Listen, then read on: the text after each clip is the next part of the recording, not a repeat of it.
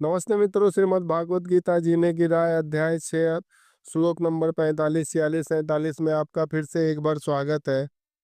प्रयत्नात् यतमान तो योगी संशुद्धम किल्वेशम अनेक जन्म संसिद्धम ततः याति पराम गतिम। और जब योगी समस्त कलमश से शुद्ध होकर सच्ची निष्ठा से आगे प्रगति करने का प्रयास करता है तो अंततोगत्वा अनेक जन्मों के अभ्यास के पश्चात सिद्ध लाभ करके वह परम गंतव्य को प्राप्त करता है। सदाचारी, धनवान या पवित्र कुल में उत्पन्न पुरुष योगाभ्यास के अनुकूल परिस्थितियों से सचेष्ट हो जाता है, अतः वह दृढ़ संकल्प करके अपने अधूरे कार्य को पूर्ण करने में लग जाता है। अनेक जन्मों तक पुण्य कर्म करने से वह कोई समस्त कलमश तथा मोहमय द्वंद्वों से पूर्णतया मुक्त हो जाता है। तपस्वीभ्य अधिक योगी ज्ञानीभ्य अपि मता अधिक कर्मिभ्य च अधिका योगी तस्मात् योगी भव अर्जुन।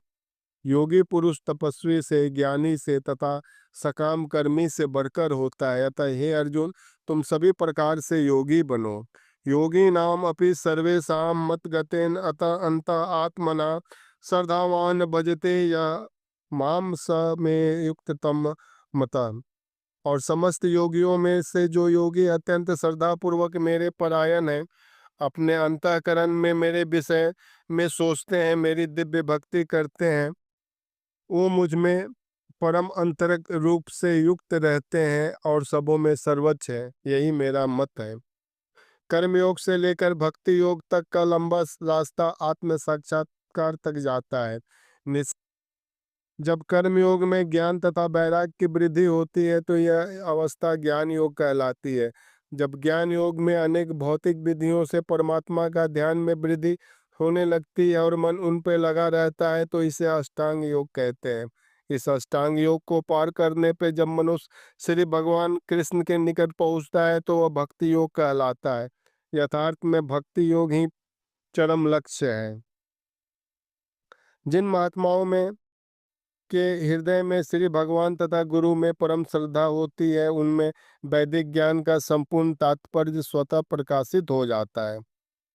इस प्रकार श्रीमद् भागवत गीता का 6ठा अध्याय पूर्ण हुआ। मिलते हैं मित्रों कल फिर अध्याय 7 में। इस अध्याय का असली तात्पर्य ये था, जो भी भक्ति करते हैं, योग करते हैं, अगले जन्म में वो नष्ट नहीं होता है। आपकी शुरुआत उससे